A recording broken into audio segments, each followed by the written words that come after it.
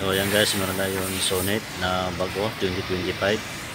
So ito yung ating unit guys. So bago itong Kia. Ayan, so makita po ninyo ito ay ating PMS o change oil. Ayan, kita niyo akong body, nagiging akong body. Ito guys. Ayan, so ang ganda makina niyan guys. Ayan, yan ang oil filter niya guys. Ayan. So iba na. So plastic niya yung cover niya guys, kita ninyo. Ayan, so natulungan na yung kasama ko sa body. Ayan, so tinanggal na guys. Ayan guys, kita ninyo, meron siyang special talaga kung paano tatanggalin yan. Ayan, okay na. So basic lang yan guys, DIY yan guys. So kaya rin yan guys. So bagong pinigilit na Kia. Ayan, so meron pang lock yan guys, na plastic lock.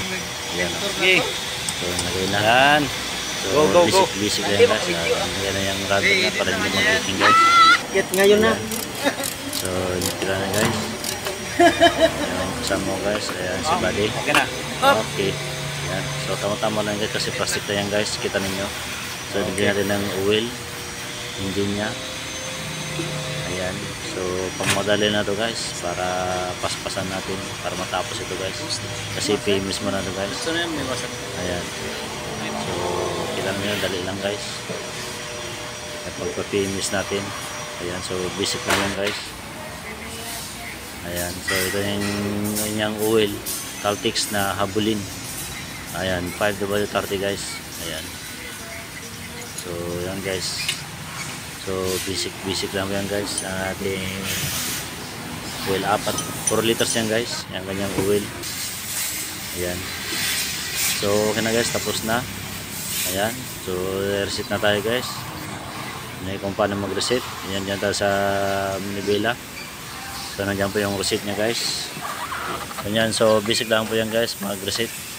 So punta tayo sa service manual nya. Ayan. Yan, so adjust. So adjust interval. So yan mo makikita kung ilan yan. Ang kilometer ito guys, 5,000 kilometers. And then 6 months. Ayan. So yan guys, 5,000 6,000 yan guys. 6 months. Ayan, kita ninyo. Andiyan ako nat-note guys. Para makakuha natin yung kanyang service interval. Ayan. So yes natin. Ayan, okay na guys. Ayan. So meron na guys, 5,000 guys. So first time na machiso natin ang kanyang Kia Sonet. Ayan. So okay na. So ginadouble check lang natin para okay na okay. Goods na goods. Ayan guys, kita ninyo. Okay na. So start na guys. Alarm na yan. Pati nakailaw na yan. Pa-headlamp. So check na natin niya yung ilaw. Pati ang AC filter niya. Pinalitan natin ng bago na. Ayan guys.